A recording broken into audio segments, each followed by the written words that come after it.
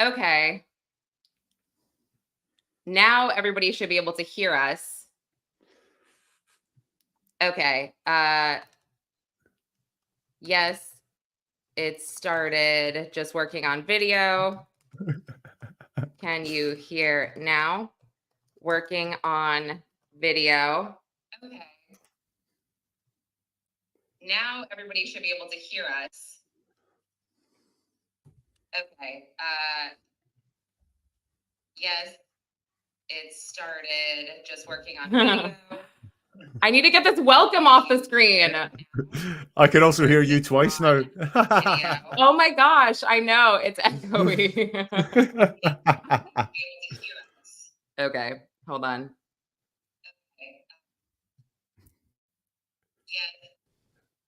Okay, people are saying in the chat now they can hear. Yeah, they can hear. Welcome off the screen. I can also hear you twice now. Oh my gosh, I know. It's echoey.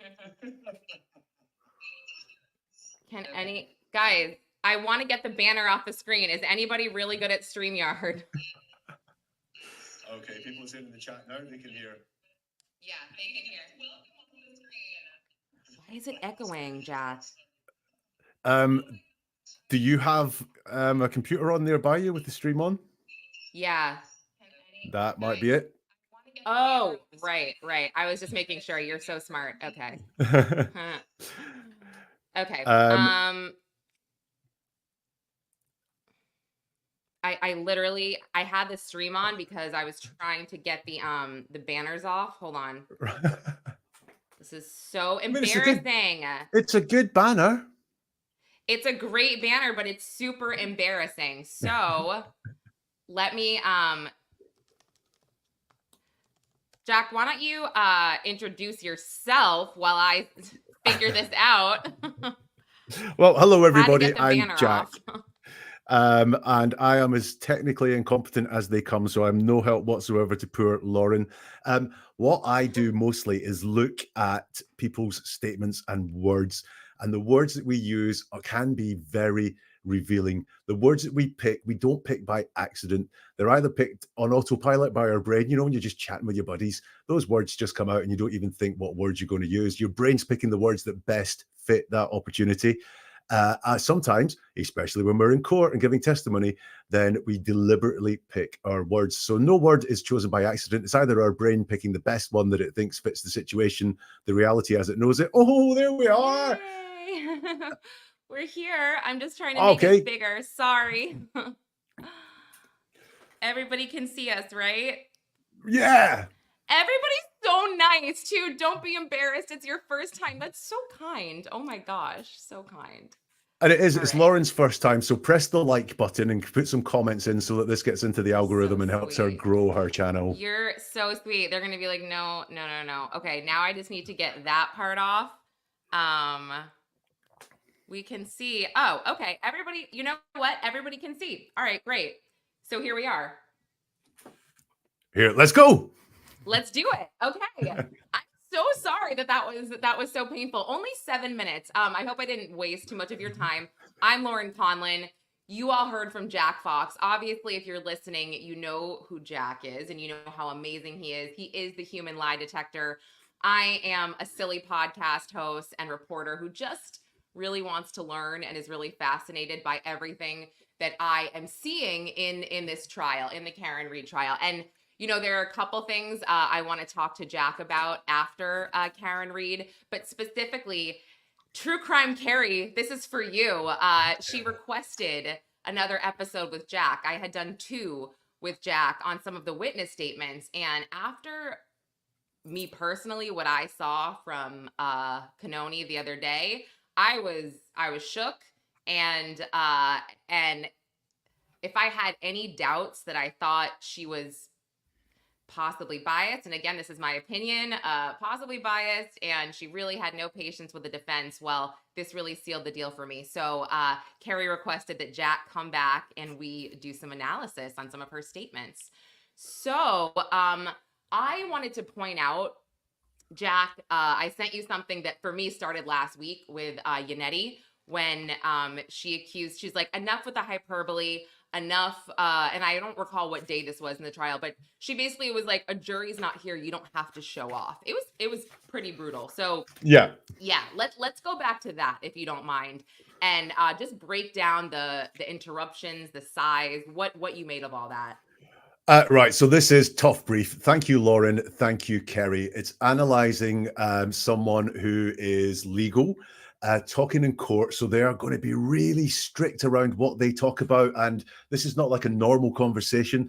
And I was doubtful I was going to get anything from it, because I think my conclusions would always be she's saying that because she has to. She's saying that because she has to, and I couldn't get very much from it. But I got there with it because my process is I look at everything that's said, and then I look at everything that's said again, and eventually patterns will often jump out. Now, what we talk about, the concepts we talk about, reveal a lot about our personality. If you listen to someone over enough time, I used to have a friend, Douglas. Douglas was obsessed by money. Now, you'd know that because he worked very hard to earn a lot of money. He was always complaining about lack of money and complaining about the price of things. But if you looked wider, so for example, if Douglas was talking about the Taylor Swift tour at the moment, he wouldn't be talking about the amount of fans that have gone to see her, or the songs that she sang, or the sets, or anything like that. He would talk about the amount of money this tour was making, and he'd start, talking about the merchandising and so on. And it went further than that. If someone tried to dupe him, he'd say that's a cheap trick, right? So money came into his language all the time. Or if you screw it up, he'd say you paid a high price for that, right? So money just came through in everything that he spoke about. And Bev is got the exact same thing. Is it really disrespectful to call the judge Bev? Because I've actually no, listen, this is, you don't have to worry here. This is a safe place. You know all the nicknames for her, and I try to be respectful, but sometimes you're like, does she deserve that? So look, I have got quite a bit of respect for her. I think one thing that comes across, I don't watch the trial every single day in detail, but one thing that comes across for her is she really cares about the jury, and she's always thinking about the impact on anything on the jury. But anyway, going back to what Bev's big thing is time, right?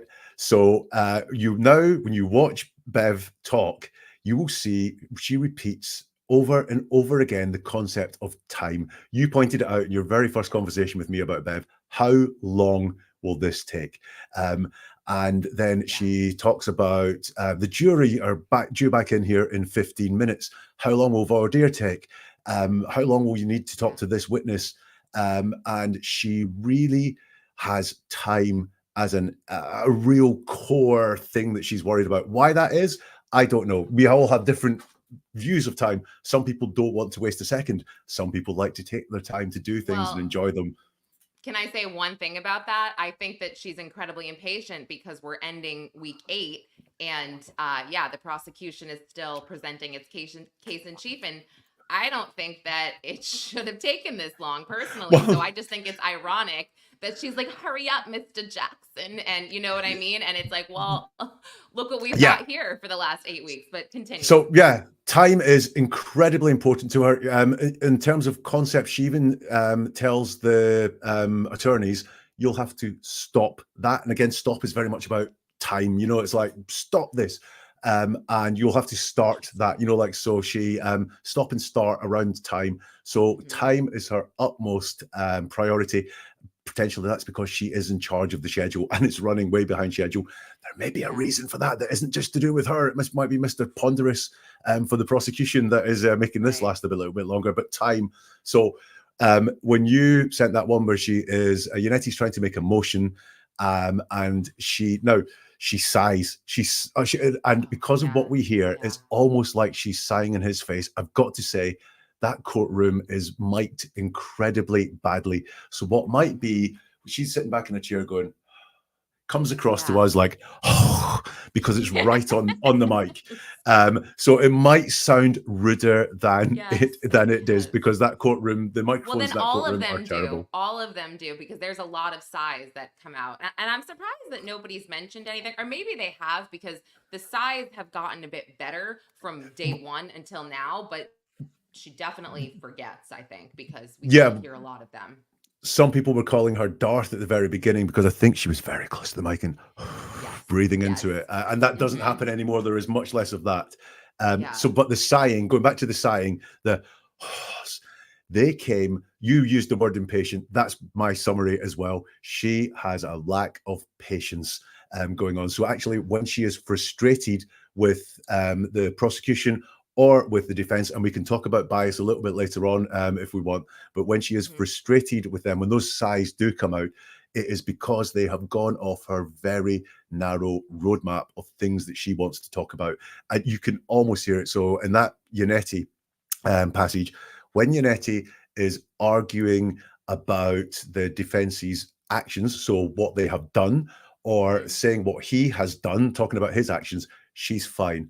As soon as he starts trying to put some emotion into it and saying they lied and they spun, the sigh comes out, and it's please stick to the script, stick to rule 14. She is incredibly impatient. Yes. Yeah, absolutely. And, you know, I know she was a defense attorney previously, like a lot of judges were. So I feel like she should know this is how it goes. This is what happens. And, you know, there might not be a jury in the room, like she so pointed out to him. You don't have to put on this show here, but a lot of people are watching. There is a live stream and it's uncomfortable. It was uncomfortable for me. And just to, you know, just to fast forward a little bit, I was shocked, but also satisfied at the way that Alan Jackson kind of snapped back at her when he was just like, you know, I don't see a difference in what she said happened with Dr. Russell. And then she's like, well, I never said that. And he's like, yes, you did say that.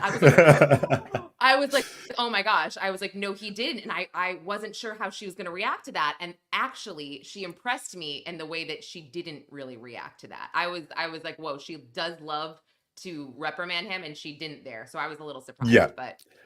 Yeah, and when you talk about Cannone and Jackson, and I think if we have two, so we have Cannone, we have Jackson, we have Yannetti, and we have Lally as the main figures there. Now, you were saying there's no jury there, but it's amazing how Cannone and Jackson are arm talkers. So, you know, she, especially with her gown on, she just does that. And she has this big, imposing figure when she does that. She's talking with her arms. Alan Jackson is the same.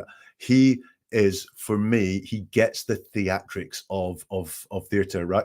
He and you know, yes, this should all be about evidence in a perfect world, but he's representing his client, and he is watch his arm movements when he's counting off things, and he does that with his hands as he's counting, building this much bigger picture of what is being said than if he just stood still and static.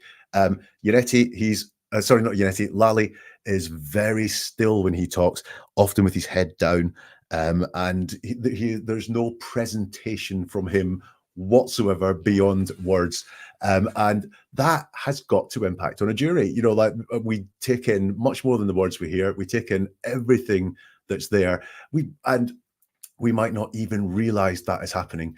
You know, that it's just our sixth sense is picking up on this. Body language is picking up on these words. And Jackson is fantastic at the theatrics. His voice, he projects his voice. Has he ever been asked to speak up? Never. Once, You're you know, so I right. mean, I don't even know. You're right. Does anybody every know? day, Has Jackson ever been asked to speak up? Huh. every day I turn on, Mr. Lally, you're going to have to speak up. The people at the back can't hear you. And it's so true, you know, that, and he's projecting downwards. And you know, there's a lot of great writing on energy comes out of our bodies. Energy comes out when we speak and when we move. And Jackson is pure outward energy, is energy all around the room. He's filling the room with his presence, even though he's just a small person in the middle of the room. And Yannetti's is bouncing off the floor. Not Yannetti, sorry, Lally. Although Lally, Yannetti, I knew what you meant. Yeah. Yannetti is somewhat the same. He's a bit more inside himself as well. He's not a gesticulative talker like Cannone and like Jackson. Yeah, and I'm not bashing Lally's. I'm not going to bash his demeanor. I'm not really going to bash him. I mean, yes, I think that he could have excluded a few witnesses. I think he could have sped things up a little bit, but you know, I get it. But it's very clear he doesn't have the natural ability. And you can absolutely spin defense attorneys however you want, but essentially they're making sure that their clients' constitutional rights are upheld. And whether you like their client or not, obviously, I don't like some of Alan Jackson's past clients, Kevin Spacey. I used to, but you know what I mean? But I can still acknowledge that Alan Jackson is a phenomenal attorney, and he has a skill and he commands the room. And you can see maybe that Cannone is like, well, he doesn't need my help, so to speak. And I've spoken to a lot of prosecutors about this, and as well, and they've said, it's not uncommon for the judge to sort of low key side with the state. Not really uncommon at all, but low key, right? Low key. Not, Mr. Lally, do you have an objection? Or saying sustained before he can object. And I've literally tracked it back to that. So let's get really quickly to Dr. Russell and the way that, I would like to discuss that, because I thought that's what got me as well, is like, you knew what she meant. You didn't have to say it like that. And the exact way she, the way she said it, like puncture wounds. Oh, holes. Yes, we know what she meant. It was a little cruel. Yes. So there's a classic bit. I mean, this will make a great YouTube short if anyone wants to make it, to clip off me talking about it. But Cannone's doing her questioning of Dr. Russell, and Cannone says, so could you tell me again what your opinion is and to what degree you hold that opinion? Now, I would say objection, compound question, but she's the judge, so she probably lets that one go. And Russell says, yes, the injuries in the arm are, my opinion is that they are the result of animal bites or scratches. And at this point, Cannone looks at Russell and says the words, do you know what kind of animal? But as she's saying the words, do you know what kind of animal? She's shaking her head as if to indicate this woman has no idea what kind of animal. She just goes, do you know what kind of animal? Which is really interesting. Body language is not my biggest thing, but trust me, I can see when someone is shaking their head and they're talking. And I've got to say, I think it's today that the ruling comes out, isn't it, as to who's going to be able to testify for the defense. Based on that body language, I do not think she's going to allow Russell's testimony in at all. And kind of, I mean, interesting. Oh gosh. Well, she, to be fair to Cannone, it was, where she asked, tell you mean again, what's your opinion, and to what degree is that opinion? And she says, the injuries in the arm are, my opinion is they are the result of animal bites or scratches. So that's animal, right? So this is, look, that might be her opinion. But then what kind of animal? She says, most likely a dog, a large dog. So she's not, I don't think she's entirely convinced of what she's saying. Like, is it animal bites? Is it animal scratches? Is it a dog? Is it a large dog? And Russell's explanation of to what degree is, I'm very sure to what's the word I want, a medical certainty. And Cannone interrupts and says, all right, so she's actually going to provide the answer for her. And Russell says, high degree of medical certainty. And Cannone changes her answer and says, reasonable degree of medical certainty, with a smiley face. I caught that. But she didn't correct her, Dr. Russell. I don't think she heard that when she said reasonable degree. And she's like, she just went along with it. I don't think she heard. I really she said, don't. Yes, definitely. No, I think she was really nervous. And you can see that there from the ums and the stutters and the restarts and so on. But that doesn't help you come across as a credible person when you're giving testimony. Frankly, if you're an expert in something, you should be able to talk about it in a flowing manner and talk about your opinions and your certainty in quite a straightforward way, rather than having to state it 4 or 5 different times as she did there. So yes, there were nerves. Bev did not seem to have any time for her whatsoever. So on what, I don't know how much she will be not allowed to take part. She did say, she did ask her, are you going to be in town for a few days? And Russell said no. And she's like, okay, no biggie. Yeah. Wait, so, okay, a lot of things there. She definitely stuttered, Dr. Russell, but she was incredibly qualified. Her resume was insane, from being a doctor to a police officer. I mean, she was overqualified if you ask me, but she wasn't super prepared. Now, whose quote unquote fault that is, I don't know if it's anyone's fault really, because she wasn't testifying in front of a jury. So I'm not sure if maybe she just didn't really think too hard about what was about to happen. But I think that she'll be able to testify, but there's going to be some restrictions. I think. But you're right. I think that if Bev was going to pick anyone to not testify, it would be probably her. But that would be, I think that would be crazy. That would be crazy. Yeah, she's overqualified. I don't see a problem there with her testimony, but I do understand what you're saying with the stuttering. I heard a lot of that. Yeah, well, look, if she's got a CV like that, I hear there's going to be a couple of jobs at Massachusetts State Police going in the next couple of weeks, so there might be an opening for her. Oh my gosh. And you must, I mean, and it's so funny. So going back to Trooper Paul as well, Trooper Paul is kind of like Michael Proctor's text messages. You don't really have to break those down to see what's happening, because I tweeted at you immediately when he started getting crossed, he would answer a question with a question.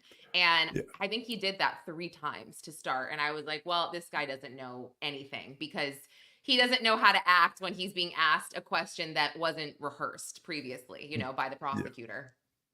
Yeah, my take on Trooper Paul actually is he knows his job, but he was terrible at verbalizing it.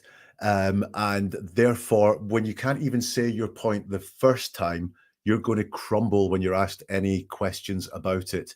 And that, I think, is what happened to him. Just a really interesting point on that, and Trooper Proctor as well, which I think I got from Bob Motta of Defense Diaries. He was saying, we don't know the vast majority of the cases these guys work on and police officers do that never get to court, that the evidence is never tested, that there's a guilty plea or there's some sort of plea deal goes down. And that's because that happens in the majority of cases. They forget the need to have evidence, chain of custody, properly collected, properly logged, to investigate every possibility properly, and so on. Because the norm for them is, yeah, you did it, didn't you? Plead guilty, or look, I'll plead guilty, just to get, or I'll do a plea bargain just to get out from under this.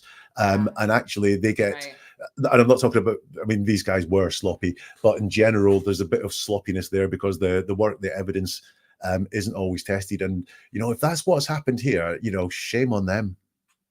I'm not so sure Trooper Paul knew his job though very well. I didn't really get that from him, because I do feel like if you know your job, you can answer any questions about it, no matter who's asking you, right? And if you did your job, we shouldn't be in the place that we're at, where this guy's saying it just did, or especially like that right there was, for me, that was huge for me, where I was like, that was your shot to prove your whole freaking case. She hit him with the car. This was your shot. And you had, I'm sorry, I feel bad for this guy. I really do. I actually do, but he's a bozo. And I feel horrible saying that. I'm gonna regret that. I'm sorry, everybody. Now I feel so mean. I'm sorry. I think, again, from my point of view, and from what I caught in his words, is that most of the time his job is not as serious as it is in this case, where someone's life is on the line. Basically, Karen Reed, the course of her life has been altered no matter what happens, but could be significantly altered by the events in this trial. Whereas more often than not, what he's looking at is a bit more cut and dried. It's a car accident, where car accidents, I don't know what it's like in America, right? But over here, if you have a car accident, if someone hits you from behind, it's automatically the car from behind's fault. Like, car accidents are quite cut and dried when they're like that. Or it was the car changing lanes on the highway, not the one that was, in a solid lane, et cetera, et cetera. I think that's kind of the majority of his job, is almost no brainers. And he's got to, more explain how something happened in a very technical sense, using not really using physics, but going, this car was traveling here at this speed, hit that He did object, and not it use went that way. physics. We know that, and I just do want to say that most accident reconstructions that are fatal, they should be exact, especially if they're single car accidents with a fatality. So there really is no excuse for that, because you got to know exactly what happened, or else you're going to be left with all of these questions. And, you know, obviously you're familiar with the Grant Solomon case, but, you know, that's what we deal with. And we're trying to get an accident reconstruction now. We're working on one, because it's like single car accidents. You don't know what happened. And if this is not done to the exact measurements of, you know, the car and where everything was, then you literally will never know. So, well, yeah. You're right. I mean, here in the UK, if there is a car accident involving a fatality, you can expect that road to be closed for 24 hours, because it will be investigated in detail. You huge gathering of evidence, making measurements of the scene, etc., etc. So yes, that I absolutely get that. You nailed it. You close it down for 24 hours. And obviously we know 34 Fairview was not shut down, not even close. I do want to pivot though, because I tweeted this the other day, Karen's statements outside the courthouse. Yeah. Now, we discussed this, but I want to, you know, chat with everybody about this. She has made statements where I have found her to be super truthful. And the statement from the other day, I found her to be very truthful. I just want to quickly go back to something that we had reviewed a few months ago. It was when Karen was on the courthouse steps. And again, this could be a number of things, but this is something that people should know that you really don't want to say if you are trying to get your point across and be genuine and truthful. And again, she had lawyers there. This was very early on. Who knows if they told her not to talk, not to whatever. But somebody said, "Did you do it?" And she just had responded, "We all know who did it," which is a known it's known to be crowdsourcing. It's known to be trying to bully people into saying, "Well, we all did it. Did you do it?" Like, or everybody knows. Those certain phrases are just not conducive in being genuine, I guess. And you can add to that. However, she was very genuine the other day, I thought. Yeah, so that one on the courts, we all know who did it. You're right. It's that wisdom of the crowd effect that they want to get through, you know. So she's just giving it we all know who did it.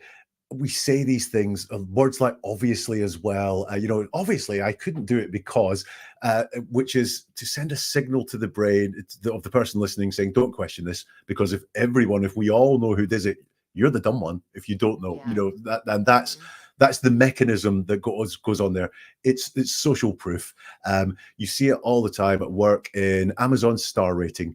What do you do if you're buying a product on Amazon? You go for the 4.5 and over stars, don't you? Because people have said this is great, and it's using the same psychology that is used there. I don't want to pick on anyone that follows you on Twitter, but when you put a tweet out about this, someone said, "Great, Lauren, we all know there's a conspiracy," right? And it was like, do we all? Do we? Yeah. Do we all know there's a conspiracy? Well, we don't, because there's so much debate about whether there is or not. And that person, sorry if that person's watching, I'm not really picking on you, but next time, phrase it, make it come from yourself. Right. I know there's a conspiracy, or I'm certain there's a conspiracy. And we use it all the time. Normally, it's casual. It's used to persuade and manipulate in a nice way people. But that was, we all know who did it, was, as you know, not the best thing to say. I always, if you want to be authentic, if you want to be believed, use the word "I" a lot. So if she'd said, "I know who did it," I'd have been like, yeah, that's interesting. That's really strong. That is, she believes it and she said it. As a quick diversion, Alan Jackson is brilliant at the word "I." When he's pulled up, "I'm sorry." Not sorry, I'm sorry. When he's admonished, "I understand." Not understood, it's "I understand."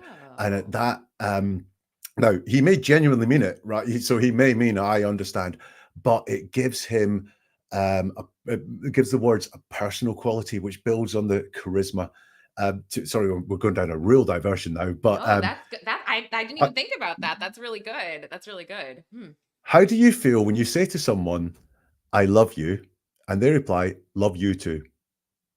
Compared to if you say, I love you, and they say, I love you too. They've said the word I, and that really has a lot of authenticity to it and a lot more power than dropping that pronoun at the start. So there you go. Quick guide on pronouns after talking about Karen doing crowdsourcing.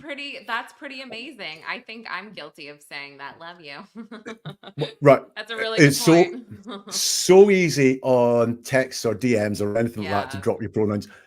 You will be amazed at the quality, how the quality of your interactions increases. But in real life, if you find yourself going to say, love you too, number one, ask why you dropped the pronoun.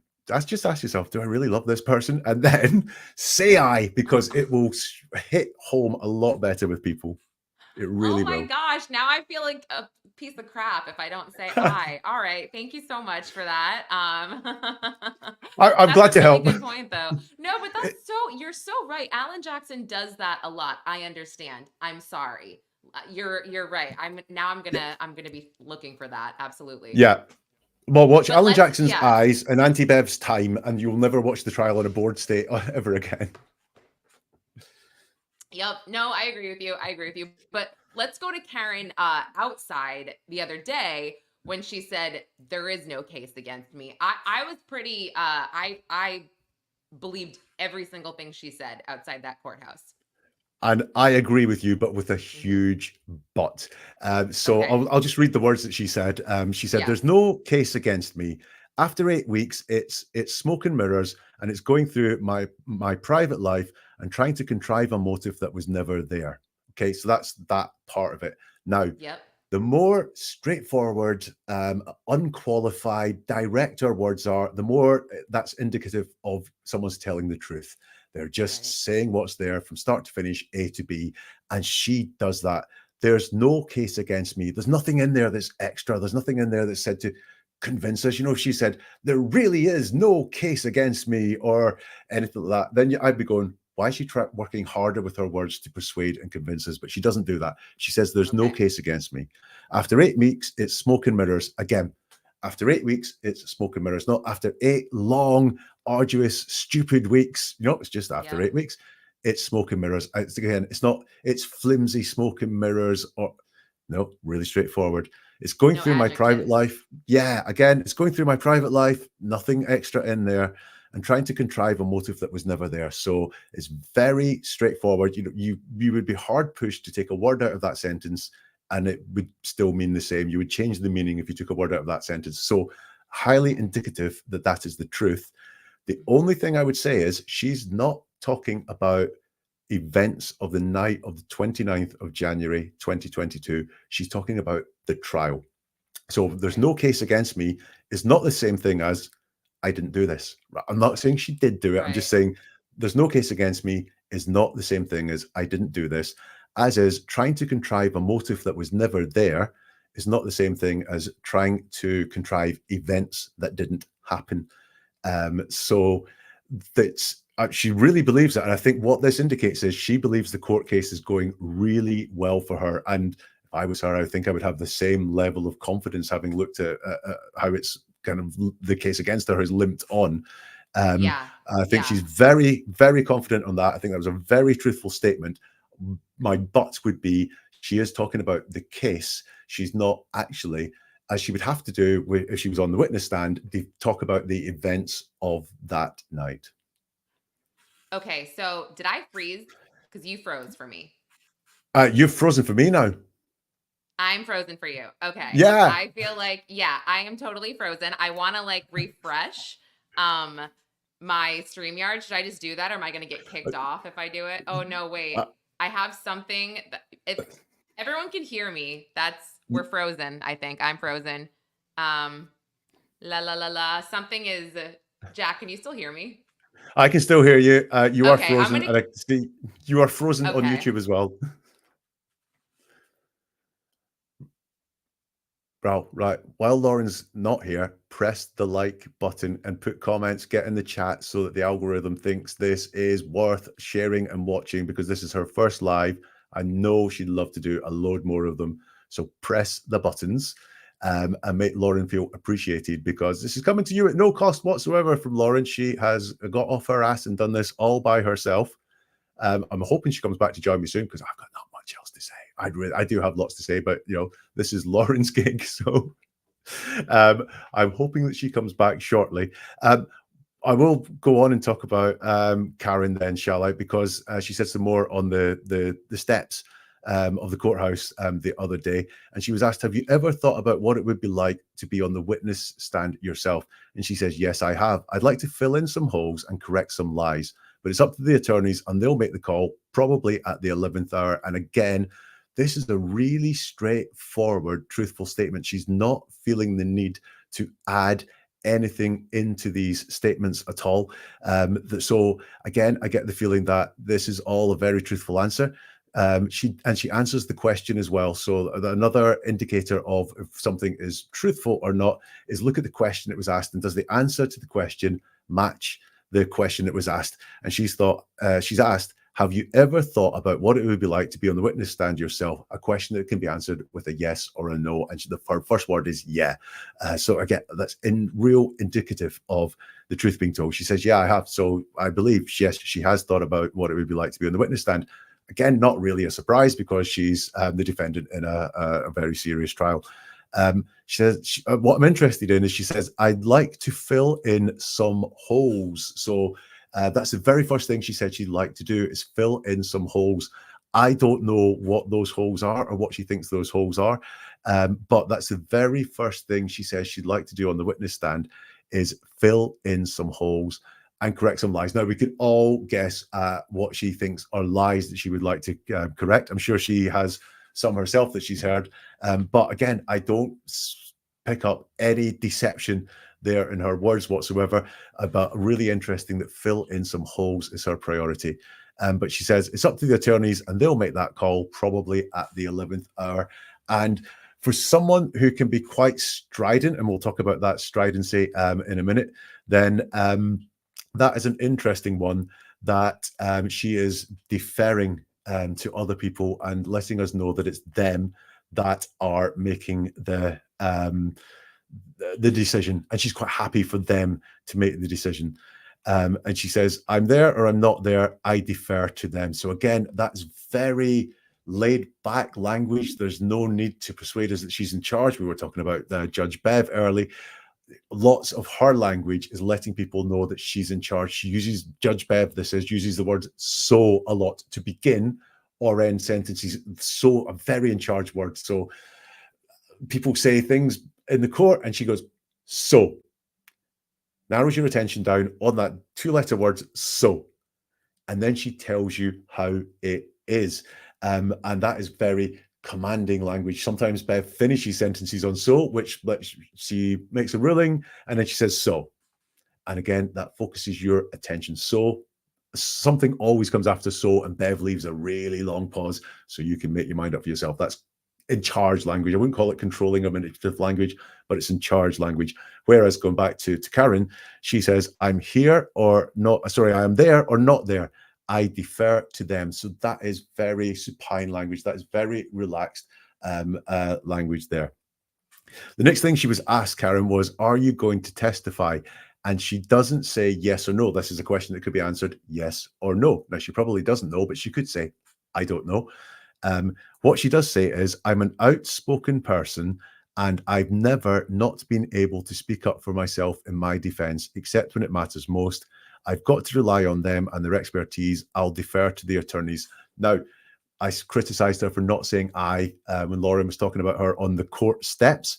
But here she says I a lot. I'm an outspoken person and I've never not been able to speak up for myself in my defense, except when it matters most.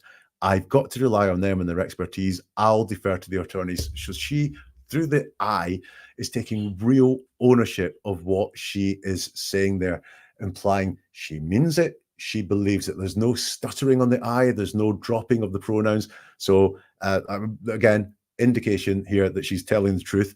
I am very interested, though, in the double negative. I've never not been able to speak up for myself. I don't know why she doesn't say that I've always been able to speak for myself.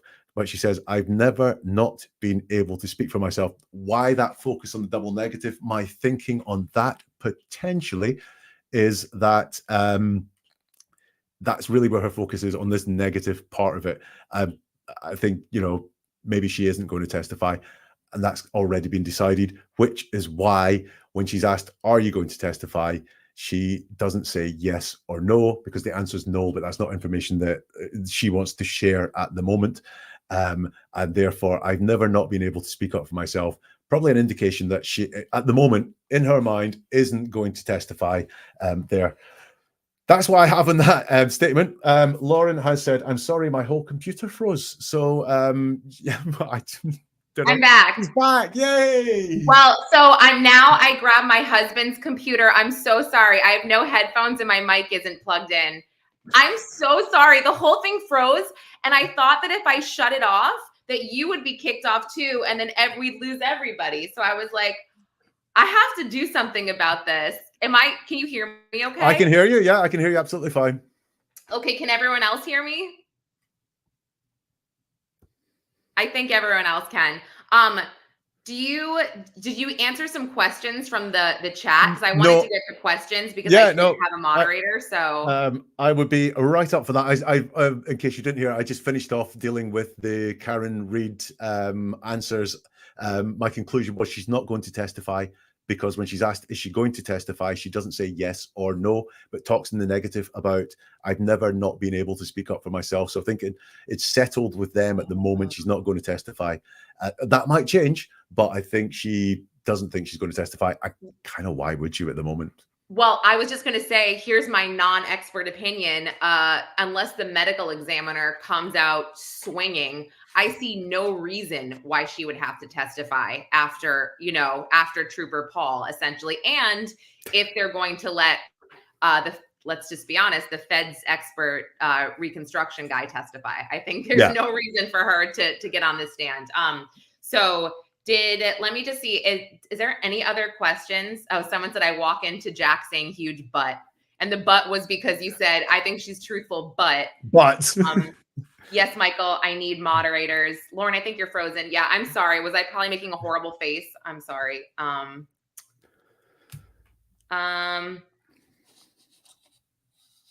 Everybody's so nice. I promise the next live will be much better. Can we go really quick, Jack, to Karen's text messages to John from, I know I didn't tell you necessarily to totally prepare for this, but there are a couple, one in particular, the last one she ever sent that I wanted to ask you about, and not to put you on the spot, where essentially she was not truthful when she said, I'm back in Mansfield, the kids are home alone. I have a couple things about this and why I'm not sitting there saying she's a filthy liar, blah, blah, blah. Because number one, I'm a woman. I'm a female. I'm not a biologist, but no, I'm just kidding. But I'm a woman. And did anyone get that? Yeah. Nope. Okay. So I'm bringing, when they ask her what's a woman and she's like, I'm not a biologist, but anyway. So I think I'm funny, but I guess I'm not. So these texts the whole day, in my opinion, John is not super into her, right? He doesn't seem into her. He doesn't seem like he wants to work this out. And as a female, she's calling and she's wanting to talk and all these explanations, and he's just not giving them to her. So now she feels like she's kind of losing this battle. And John was a stand-up guy. I mean, he was a really good guy. So in my opinion, the only way to get him home where she was in Canton at his home, not in Mansfield, was to say the kids are home alone, because he is so responsible, such a good father figure, that he wouldn't want them to be home alone. So that was how I took it. And that's also why I believe, and I guess we're getting too much into this, but I believe she woke up in a panic when he wasn't there, knowing this isn't like him. He would always come home for these kids. I don't understand. So please share your thoughts with me. Yeah, so I don't want to go too much into that text message exchange through the day, because John is not here to defend himself. But I did think that throughout that exchange, both were in the wrong at points. But Karen did at least express emotion around the relationship. John, much less so. And yeah, who would have thought the woman would have been the one expressing emotions in a conversation while the guy wasn't, you know? Wow. But that you know, that's how it goes. But there were some points there that I really didn't like when she asked twice, are you interested in someone else? Or sorry, if you're interested in someone else, just tell me. And his reply was, nope. What does that mean? Nope, I'm not interested in someone else, or I'm interested in someone else and I'm not telling you. Was it that sort of nope? It was a bit dangly, if you like, and I didn't like those responses. I agree with your about those last texts. Again, like when I started talking about Judge Beverly, what we say repeatedly is our priority. It's what we want to get across. And in those two ones, it was your kids are alone. Or the kids are alone. She said it twice in consecutive messages. Now, I don't know what happened, but if she was dreaming up an alibi already within the 20 minutes since the incident happened, that's a really tough sell for me to believe that that's what happened. That feels really like you said, a manipulation to try and get him to come back, and repeating the bait of the manipulation twice to make sure that he really gets it. The things we want people to really understand, the things we want people to know or hear, we repeat them. And that's what she does there. So I believe that. I don't know if you know, I think they'll be coming in today, some of the texts that she sent the next day. There are some interesting ones there as well. Oh, I think the voicemails we're going to hear today. I'm apprehensive, but yeah, no, I just took that text message like, yeah, she's worried because this is just not like him. And I thought that was like a last ditch effort. And the same thing with like, people had said, you know, don't you think it's odd that they were fighting and he didn't come home? Wouldn't you think that he just crashed at a friend's because, you know, you weren't getting along, you were, you know, whatever.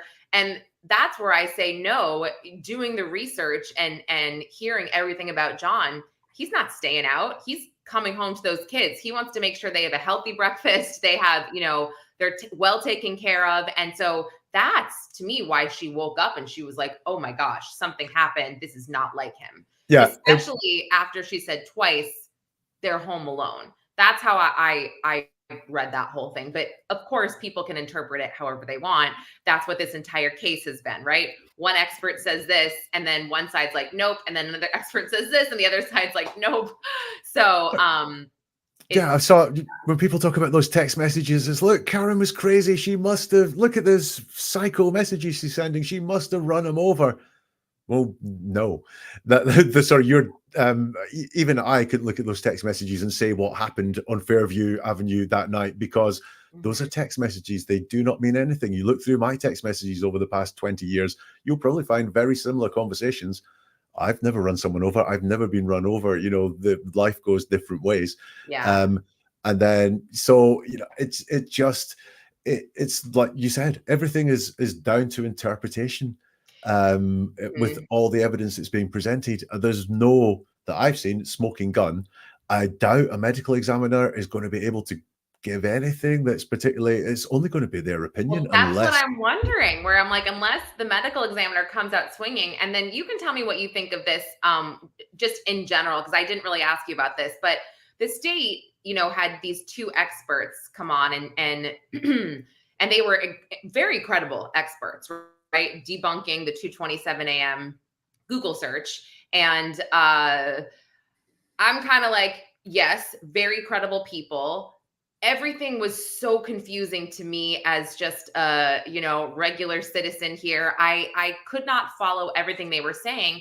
And I had to think, like, is this going to help them like they want it to? Or could it possibly hurt them for having two different experts just talk all this mumbo jumbo talk, and instead of just having the regular Cellbrite guy like they do in every other single freaking case and say, yeah, this happened, or, you know, we're just going to say, chalk it up to something else. We don't know what happened, but it's not a big deal because, you know, she didn't do it and she says she didn't do it. Instead, it's like blah, blah, blah. And I'm like, what? I'm more confused than ever. I've got a confession to make, which is I have a degree in computing science. And I found it quite hard to follow what they were talking about. Oh my gosh. I understood I did understand the principles that they were talking about, but I understand that not everyone would.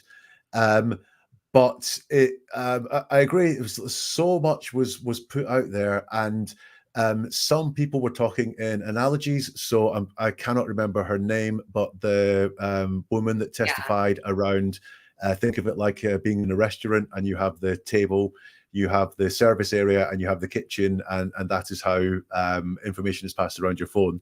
That was great. Then the other guy comes on and gives, funnily enough, the woman does the analogies that people can relate to in everyday life, and the man comes on and talks tech and numbers and P-lists and all that sort of stuff. I think that is just going to get confusing. And also that guy, was it Ian Whiffle? Yeah, Whiffen. Whiffen, yeah. Right. And Jessica Hyde was Jessica Hyde. Sorry, Jessica. I was blanking out too, and KKB just said Jessica Hyde. Thank you. Jessica was really, really impressive in the way that she got across very complex concepts in easy to understand language.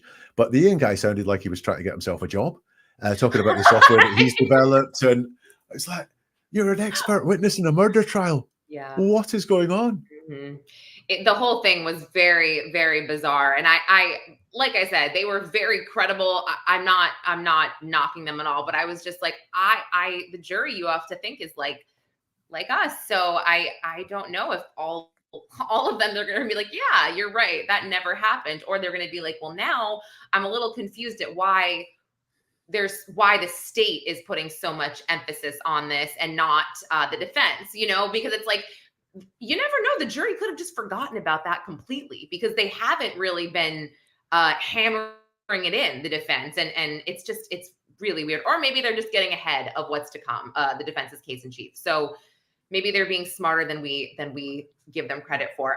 So we have 5 minutes left. This is really random, but I thought of you also. This is just off topic, but when Justin Timberlake got arrested, and the report was that he said under his breath as he's getting arrested to the officer, oh, this is going to ruin the tour. And the officer's like, what? And he's like, the world tour. And I'm like, wow, this bitch isn't sorry at all. He is not sorry at all. All he's thinking about is himself and his world tour. And that is not a good quality, a good inner quality, in my opinion, to have. Because if that is me, I'm going to be like, I'm so sorry. Like, I'm just going to, like, I got arrested in high school when I was 17, and I literally was drinking with my friends in like a parking lot or something, whatever. As soon as I was like, I'm so sorry. Like, I just feel like you need to take ownership. I mean, he's just so cocky. Who says that? Yeah, so I'm not going to damn someone, as we've spoken about before, on one answer to or one statement. There's only a few words, but I'll pull out some stuff there. Number one, it isn't "I'm sorry." Number two, the distancing in the language. This is going to ruin the world tour, not my actions. What I've done is going to ruin the world tour. Right. I did also read somewhere that potentially it was just said it's a more modern version of "Don't you know who I am?" Yeah, I heard that too. Too. Yeah. That's the world tour gone. Oh, sorry, the world tour. Are you famous? Oh, we'll treat you very differently then. It could have been that. But this is distancing language. It is not that. So there is no responsibility there. So if there's one thing we've learned from this hour, is number one, StreamYard is hard.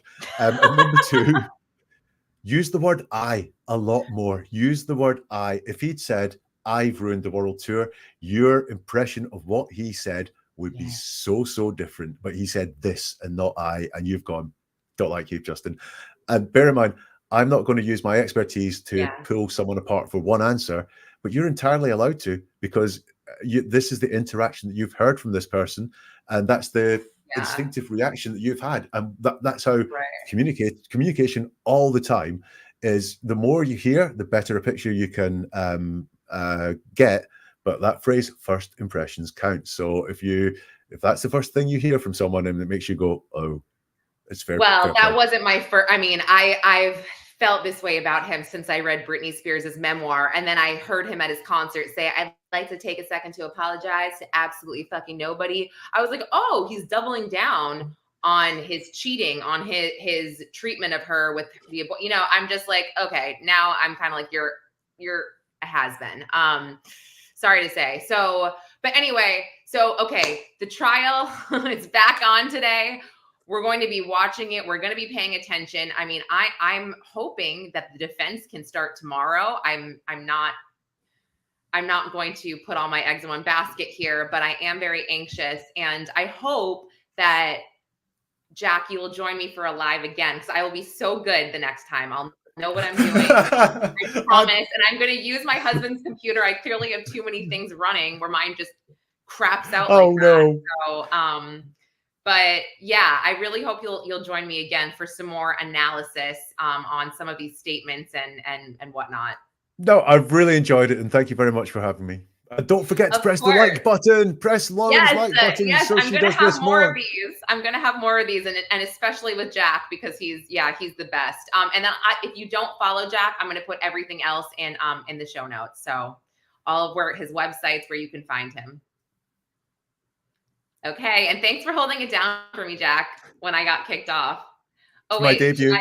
Let me see. Everyone else. Okay, everyone, thank you. And next time I'm going to figure out how to do the chat. I'll get a moderator and I'll have comments pinned and whatever. It'll be much better. All right, bye. Bye. See you later.